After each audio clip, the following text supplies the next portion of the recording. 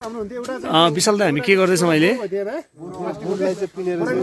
हजुर हजुर हजुर अनि अनि त्यसै गरी चाहिँ यहाँ मस्टर्ड केकलाई पनि पिनेर धुलो बनाउँदैछौँ जुन चाहिँ हामी प्राङ्गारिकमा चाहिँ खाद्य तत्त्वलाई चाहिँ म्यानेजमेन्ट गर्नको लागि चाहिँ राख्दैछौँ। यो चाहिँ मस्टर्ड केक भयो, यो चाहिँ गुड भयो। यो मेनली गरेर चाहिँ यो माइक्रो अर्गानिजमको लागि इनर्जीको लागि चाहिँ छिटो डिग्रेडेसन गर्नको लागि पनि प्रयोग गरिन्छ।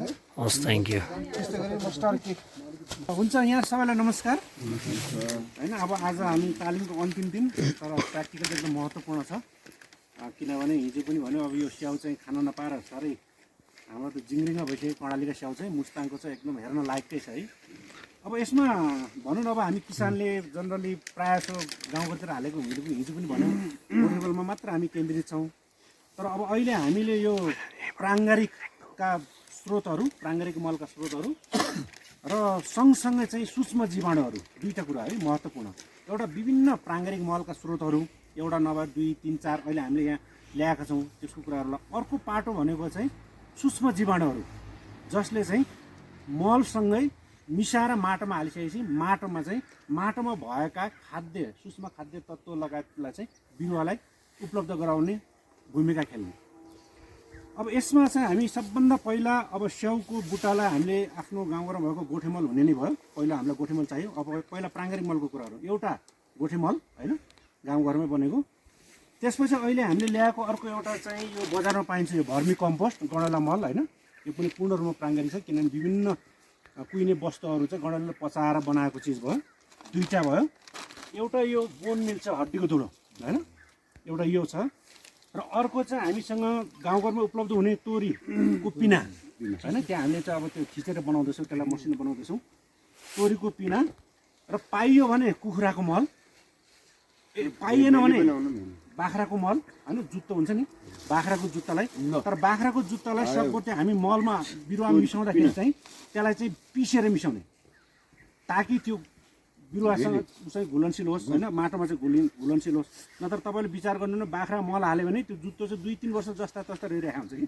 त्यसलाई सब अलिकति धुलो बनाएर हाल्नेपछि गाउँघरमा पाइने कुखुराको मल, बाख्राको मल, कम्पोस्ट मल होइन, अब गोठे मल, तोरीको पिना, अब अलिकति बजारमा अब यो भर्मी कम्पोस्ट घरमै पनि बनाउन सकिन्छ। तपाईँको चाहिँ सुर्खेतको लेक बेसी नगरपालिकाको एउटा 84मा चाहिँ टोटल घरमा एक घर एक गणेउला भनेर बनाएका छन् कि, त्यो रेगुलर बनिरहेको छ हेर्नुहोस् है। कम्पोस्ट मल अथवा गोठे मल, त्यसमा चाहिँ आएर यो गणेउला मल, तोरीको पिना, हड्डीको धुलो, अनि हामीसँग कुखुराको मल नभए पनि गाउँघरमा पाइन्छन् कुखुराको मल, भयो भने बाख्राको मल। चाहिँ यी चाहिँ प्राङ्गारिक मलका स्रोत हुन्। हिजो भने जस्तै यो प्राङ्गारिक मलले एउटा चिज मात्र दिँदैन, यसले एनपिके पनि दिने भयो होइन। अर्को थोरै चाहिने सुमाका भनेको थियो नि, सल्फर, म्याग्नेसियम, क्याल्सियम, सुमाका पनि दिने भयो। अर्को हामीले भनेको थियो नि हिजो एमसिसी बिजनेस होइन, मोलिब्डेनम, म्याङ्गनिज, क्लोरिन होइन लगायतका चाहिँ जुन सूक्ष्म खाद्य तत्त्वहरू छन् त्यो पनि दिने भयो। मात्रा थोर बढी होला तर सबै चिज पाउने भयो। यसको ठ्याक्क उल्टो होइन त, रासायनिक मलमा जे छ त्यही मात्र जाने भयो कि। त्यही भएर हामीले चाहिँ किसानलाई अलिकति लागत पनि कमाउने, आफ्नै गाउँघरको चाहिँ मलहरू हाल्न पाइने। र यता फेरि चाहिँ रासायनिक मल जे छ, जे भनेको छ नाइट्रोजन भयो भने नाइट्रोजन जाने भयो, पोटास छ भने पोटासै जाने भयो, फोस्फरस भने फोस्फरस मात्रै जाने भयो कि। भनेपछि अरू हाम्रो सुमाका चाहिँ बिरुवाले कहिले लिने हो, माटोमा छैन भने त खतम भयो नि। एमसिसी बिजनेस त्यो हाम्रो अरू सूक्ष्म खाद्य तत्त्वहरू कहिले पाउने हो। त्यो हिसाबले गर्दाखेरि अहिले हामीले यो भन्दै जाँदाखेरि कर्णालीमा 2 वर्षसम्म स्याउ, सुन्तला र अदुवामा हामीले यो अहिले भनेको 5वटा प्राङ्गारिक मल र अर्को चाहिँ सूक्ष्म जीवाणु। हिजो हामीले पनि गरेका थियौँ, सूत्र पनि ऱ्याप भन्यो सुरुमा होइन, ब्याक्टेरिया चाहिँ आरएपी ऱ्याप।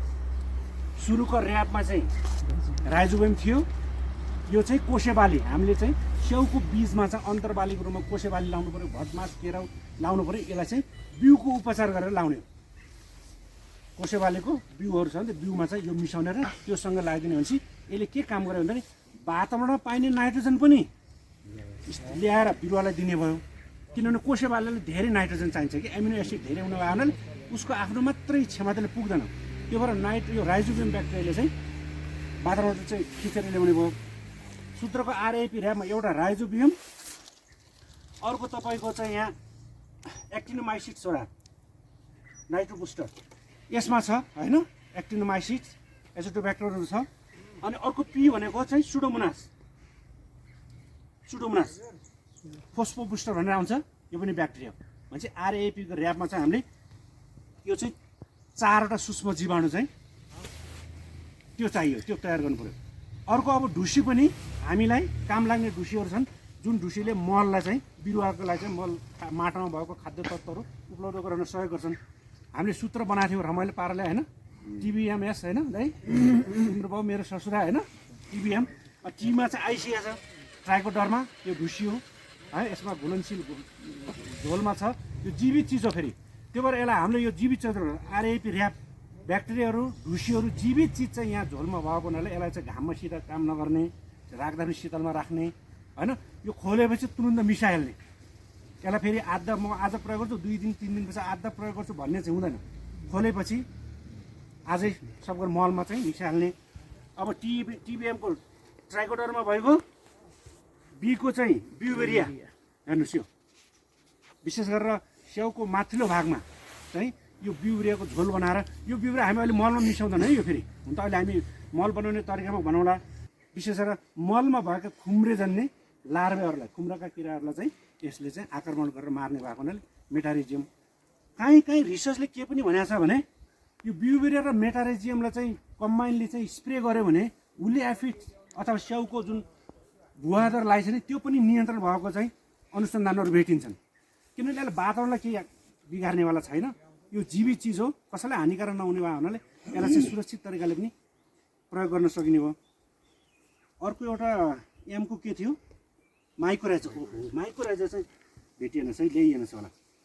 माइक्रोराइजा विशेष गरेर चाहिँ त्यसको एउटै मात्र विशेषता सम्झनु, उसले ग्लाइकोप्रोटिन च्यापच्याप होइन गम जस्तो चिज चाहिँ त्यो ढुसीले चाहिँ माटोमा निकाल्ने भएको हुनाले विशेष गरेर अस्थिर खाद्य तत्त्वहरू होइन, नाइट्रोजन लगायत हामीले सूत्र गर्ने केबिसी एमएसएन होइन, कौन बनेको करोडपति मेरो सिकाइ इन नेपाल सम्झिनलाई सरहरूलाई, त्यो अस्थिर खाद्य तत्त्वहरूलाई चाहिँ यसको ग्लाइकोप्रोटिन त्यो च्यापच्याप गर्ने गमले चाहिँ त्यसलाई रोकिरहन्छ क्या। त्यहाँ त्यो रोकिरहनु भनेको के भने त्यो खाद्य तत्त्वलाई बाहिर जान नदिने र बिरुवाको वरिपरि जराको वरिपरि वातावरण चाहिँ पाएको खण्डमा बिरुवाले चाहिँ त्यो वातावरणको पानी होइन, उसलाई चाहिने आर्द्रता तापक्रम पायो भने त्यो चाहिँ सर्लक्कै माथि लिन्छ, एउटा मुख्य त्यसको काम त्यो भएर हामीले टिबिएम त्यो भयो। अब हामीले यही प्राङ्गारिक मल, हामीले 5वटा प्राङ्गारिक मलको कुरा गऱ्यौँ, अनि 5-6वटा चाहिँ हाम्रो यो सूक्ष्म जीवाणुहरू ढुसी र ब्याक्टेरिया, र एउटा यो चाहिँ अहिले विशेष गरेर विभिन्न ब्याक्टेरियाहरू यो मिश्रण हो, एउटै मात्र छैन, धेरै प्रकारका ब्याक्टेरियाहरू मिसाएर यो सूक्ष्म जीवाणु झोल भन्छौँ नि, इफेक्टिभ माइक्रो अर्गानिजम इएम होइन, यो चाहिँ हामी मलमा हाल्छौँ। यसले चाहिँ कुहाउनलाई, किनभने हाम्रो मलमा चाहिँ कार्बन जन्ने विभिन्न पात पतिङ्गर होइन, हामीले जे चाहिँ मल बनाएका स्याउला सत्र हाल्छौँ त्यसलाई कुहाउनको लागि चाहिँ यसले चाहिँ सहजीकरण गर्ने इएम चाहिँ यो झोल हाल्छौँ। अब यसको लागि सर्रमा एकपल्ट तरिका भनौँ, यसको चाहिँ प्रायः यो जति पनि हामीले बट्टामा सूक्ष्म जीवाणु हुन्छ यो 5 ml प्रति लिटर भने हुनाले अब तपाईँको आफ्नो आवश्यकता अनुसार कि यो 500 ml पनि छ, बजारमा 250 ml पनि आउँछ है। जस्तो तपाईँको बुटा अलिक कम छ भने चाहिँ त्यही हिसाबले सानो 250 ml पनि गर्न सकियो, नभए 500 ml छ। हामीलाई 1 लिटर पानीको लागि 5 ml हाल्नु पऱ्यो। 10 लिटर पानी छ भने 5.50 ml भयो प्रायः यो अहिले भनेका सूक्ष्म जीवाणुहरू। राइजोबियम त अब हामी बिउ उपचार गर्ने भयौँ र यसको लागि अब हामीसँग भेली तयार छ, भेलीलाई मसिनो बनाइसकेका छौँ, भेली मसिनो तरिकाले तयार भइसकेको छ। पिना छ, पिना अलिकति धेरै भएको किन ठुल्ठुलो के भन्छ चोक्टा भएको हुनाले यसलाई मसिनो गरेर पनि बनाइसकेका छौँ। अब हामीलाई के चाहियो भने यहाँनिर तपाईँको स्याउको बुट्टाको हिसाबले अब हिसाब निकालेर हामी त्यति बराबरको मात्र मल बनाउँछौँ। हुन त यो यहाँ भएको चिजले 100 लिटर पानीलाई पुग्छ होइन, 100 लिटर पानीलाई पुग्छ। अब हामीले अहिले 100 लिटरको पानी बनाउँदैनौँ, तर हामीलाई अब यसलाई अब मानव भनेर हिजो जस्तो चाहिँ मानव नगरौँ, नजिक पुग्ने गरिकन कति होला 20 लिटर जति होला चाहिँ हामी 20 लिटरको झोल बनाउँ न।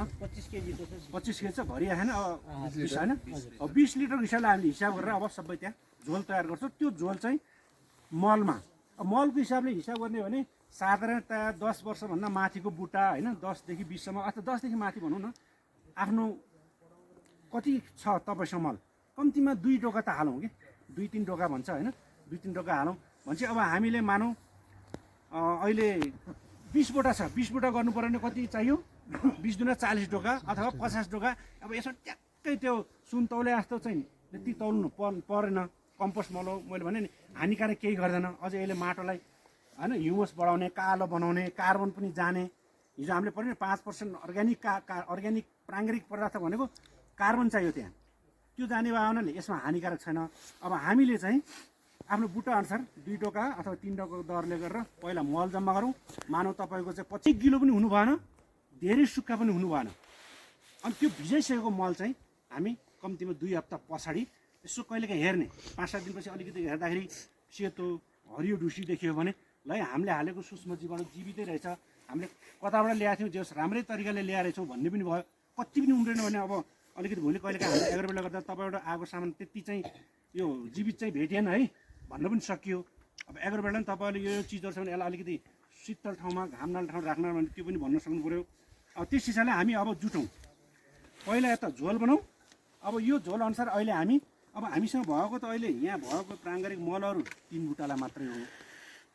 हामी बनाएको अहिले तत्कालै 3 बुटाला हालिहाल्छौँ। बाँकी मलको थुप्रो यहाँ रहन्छ। अनि यहाँ रहेको मल चाहिँ सरहरूले विशेष नवीन सर होइन, अब 8-10-15 दिनपछि चाहिँ यहाँले चाहिँ अरू बुटामा लगाएर हालिदिनु होला। र अलिकति मलाई हामी सबैको कमन अन्डरस्ट्यान्डिङ पनि गरौँ। यो 20 लिटर पानीले अलिकति पानीले कति मल भिजाउन सकिन्छ भन्ने हिसाब गर्न खोजेको छौँ कि। अब मल मसँग 40 डोका छ, म 40 डोका बनाउँछु भने त अब यो त पुग्छ, तर पानी अहिले पुग्दैन कि। तर यो हामी जति चाहिन्छ त्यति प्रयोग गर्छ, बाँकी चाहिँ नवीन सरलाई ह्यान्डओभर गर्छौँ। अब त्यहीले चाहिँ कति डोका जति मललाई भिजाउला त्यो गिलो हुने होइन कि अलिकति सबैतिर पुग्ने अरे जम्मा 100 मात्रै गर्ने बुटा त्यो हो के यसो गरौँ। अब अहिले 100 किलो जति फलेको कति आयो? अब यो सबै हामी गर्न सक्दैनौँ। धेरै उता नै आफ्नो पनि अलि अलि क्या ड्राई रहेछ है।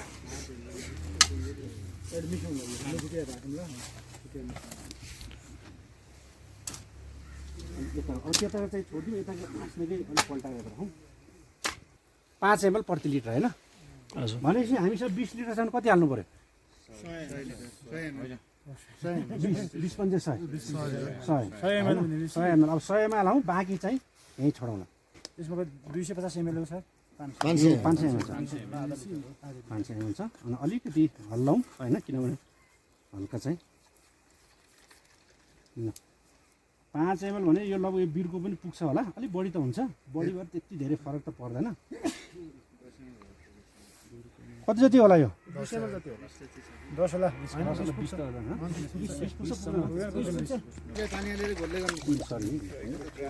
ट्राईको डरमा ढुसी हाल्यो भने कति भयो? अलि हल्लाउनुहोस्।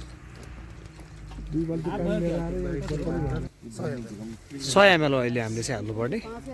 ल अर्को एकजना त्यो के हाल्नु भयो विचार्नुहोस्, के हाल्नु पर्यो? अब त्यसपछि चाहिँ यो फोसो बुस्टर हाल्नु भयो एकजना।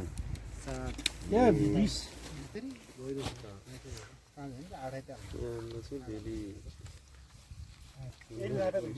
सूक्ष्म जीवाणुहरूलाई चाहिँ सक्रिय गराउनको लागि चाहिँ हामी यहाँ भेलीको पनि घोल तयार गरिरहेका छौँ। यो चाहिँ हाम्रो सुडोमोनासको है 100 ml नै हो। हामी 20 लिटर पानी 100 ml यो नाइट्रो बुस्टर। एउटा आएन छ, माइक्रोराइजर छुटेको छ छैन? बहिन्छ छैन। माइक्रोराइजर प्रायः पाउडरमा आउँछ।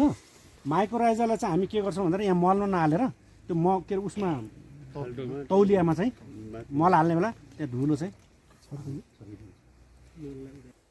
हामीसँग एउटा छुट्या छ। माइक्रोराइजर आयो भने माइक्रोराइजर पनि हाल्छौँ है, त्यो छुट्यो भोलि होइन कि त्यसले हाल्ने छ। त्यसले घोल्नुहोस्, त्यो पानी एउटा लट्ठी ल्याएर यसो छैन लट्ठी ठुलो 100 लिटरको ड्रम बनाउने 4 देखि 5 केजी कहाँनिर यहीँनिर मल छ, यहाँनिर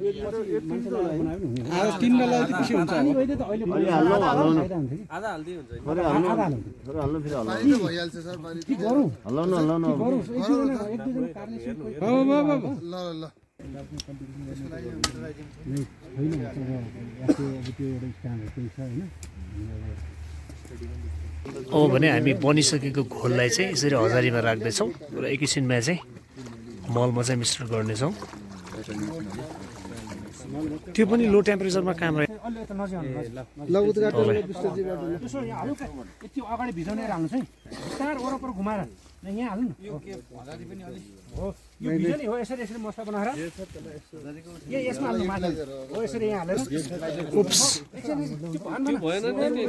हाल्दै पल्टाएर मिक्स गर्नु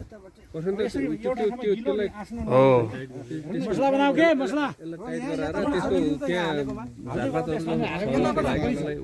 हो त्यो बढिसक्यो छैन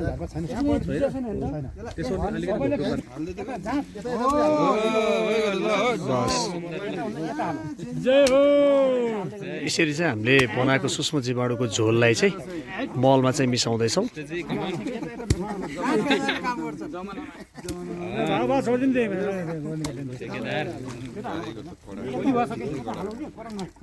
यस्तो गर्ने नि पहिला यहाँ भिजाइदियो उहाँले तान्ने गर्छ नि यहाँ भिजाएर नि यहाँ उहाँले पुऱ्याएर यसरी वरिपरि भिजाउनु पऱ्यो कि यसरी यसरी हामी हो हेर्दै कि तल्ती त बाती रह्यो तल्ती तल्ती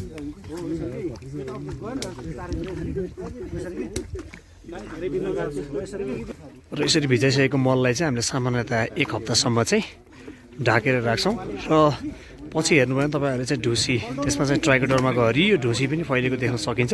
त्यसपछि चाहिँ हामीले यसलाई चाहिँ घाममा नराखी सिधै चाहिँ तौलिया बनाएर लगेर स्याउको बोटमा चाहिँ राख्ने गर्दछौँ।